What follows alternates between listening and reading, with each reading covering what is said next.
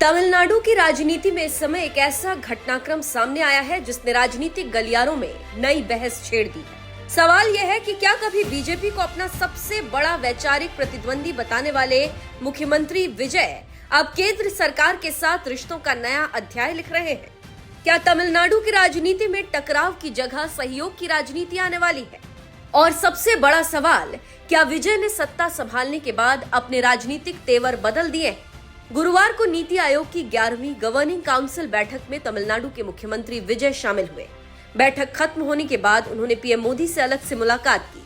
देखने में ये एक सामान्य प्रशासनिक मुलाकात लग सकती है, लेकिन राजनीतिक मायनों में इसके संकेत काफी गहरे माने जा रहे हैं। दिलचस्प बात यह है कि मुख्यमंत्री बनने के बाद सिर्फ 1 महीने के भीतर विजय की प्रधानमंत्री मोदी से ये दूसरी मुलाकात है। इससे पहले 27 मई को भी विजय दिल्ली पहुंचे थे। उस समय उन्होंने पीएम मोदी से तमिलनाडु के लिए वित्तीय सहायता, बुनियादी ढांचा परियोजनाओं की मंजूरी और राज्य की कई विकास योजनाओं को लेकर चर्चा की थी। उन्होंने मेकेदातु जल विवाद जैसे संवेदनशील मुद्दे पर भी केंद्र के हस्तक्षेप की मांग रखी थी। इतना ही नहीं, उन्होंने केंद्रीय वित्त मंत्री निर्मला सीतारमण से भी मुलाकात कर राज्य के लिए अधिक बजटीय सहायता की मांग की थी। अब सवाल उठता है कि आखिर इन लगातार मुलाकातों का मतलब क्या है, क्योंकि यही विजय कुछ महीने पहले चुनावी मंचों से बिल्कुल अलग भाषा बोलते दिखाई देते थे। विधानसभा चुनाव प्रचार के दौरान विजय ने बीजेपी को अपनी पार्टी का वैचारिक प्रतिद्वंदी बताया था। उन्होंने द्रविड़ राजनीति, सामाजिक न्याय और संघ परिवार की विचारधारा के बीच स्पष्ट अंतर रेखांकित किया था। उस समय उनका अंदाज एक ऐसे नेता का था जो बीजेपी के खिलाफ तमिलनाडु की राजनीति में एक नया मोर्चा खोलना चाहता है। लेकिन मुख्यमंत्री बनने के बाद तस्वीर कुछ बदली नजर आ रही है।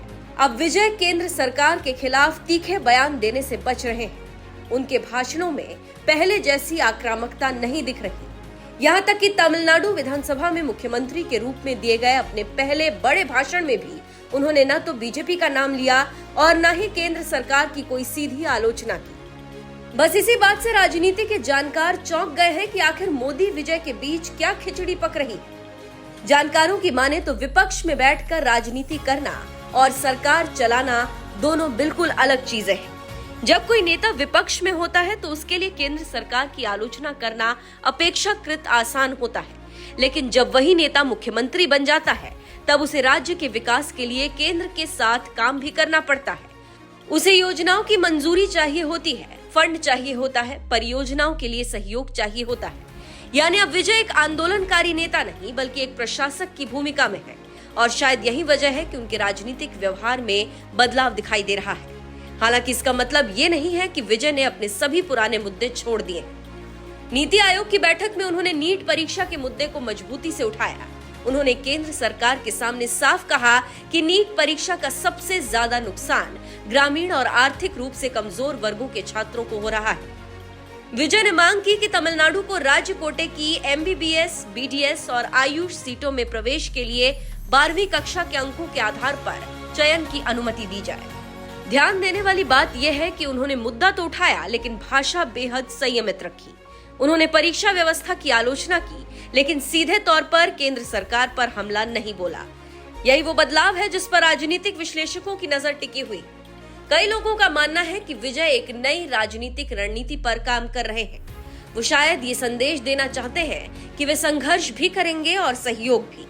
जहां तमिलनाडु के हितों की बात होगी वहां वे अपनी मांग मजबूती से रखेंगे, लेकिन जहां विकास परियोजनाओं और वित्तीय सहायता का सवाल होगा वहां केंद्र के साथ टकराव की जगह संवाद का रास्ता अपनाएंगे। ये रणनीति व्यवहारिक राजनीति का हिस्सा मानी जा रही है, क्योंकि आज की राजनीति में केवल विरोध की राजनीति से सरकार चलाना आसान नहीं है, विशेष रूप से तब जब केंद्र और राज्य में अलग अलग दलों की सरकारें।